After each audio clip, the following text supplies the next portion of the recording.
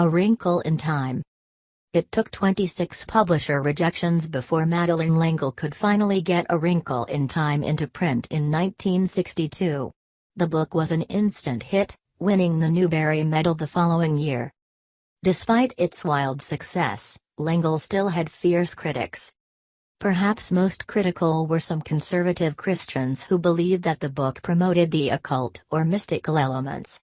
While L'Engle considered herself a devout Christian, and sprinkled the book with scriptural references, she was accused of promoting witchcraft, an accusation made later against Harry Potter author J.K. Rowling.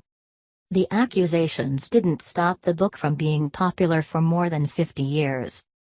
A Disney film adaptation of A Wrinkle in Time, which opens Thursday, stars Oprah Winfrey, Reese Witherspoon, Mindy Kaling, Pine and Zach Galifianakis, and is directed by Ava DuVernay of Selma. In the story, 13-year-old Meg Murry is guided by three angelic beings on a quest to find her father, a scientist who had gone missing. "If I've ever written a book that says what I feel about God and the universe, this is it," L'Engle wrote in her journal about A Wrinkle in Time. "This is my psalm of praise to life, my stand for life against death." Before she died in 2007 at age 88, L'Engle was the rare writer who ran in both liberal mainline Protestant circles and elite literary ones in New York City, and who also made conservative evangelical fans around the country.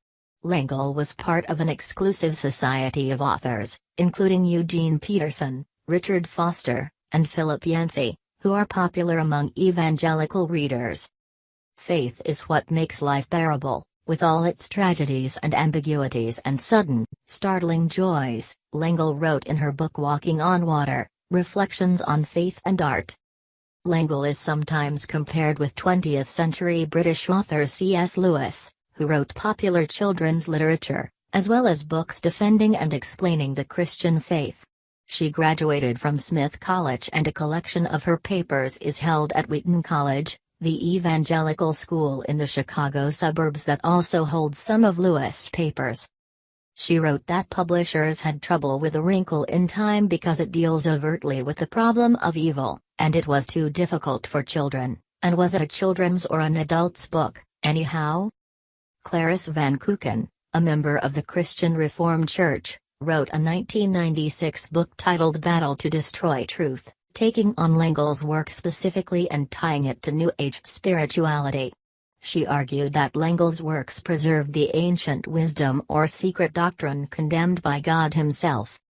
L'Engle was baffled and frustrated by some of the vitriol she faced from fellow Christians, her granddaughter Charlotte Jones Voigtles said Wednesday.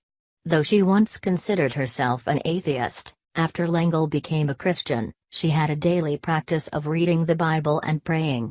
Her granddaughter said L'Engle's coming to her faith was slower acceptance of what she had always known to be true rather than a sudden conversion moment. She was a Christian because she was deeply rooted in its traditions and language, Voigtles said, and she was moved by and trusted in its stories.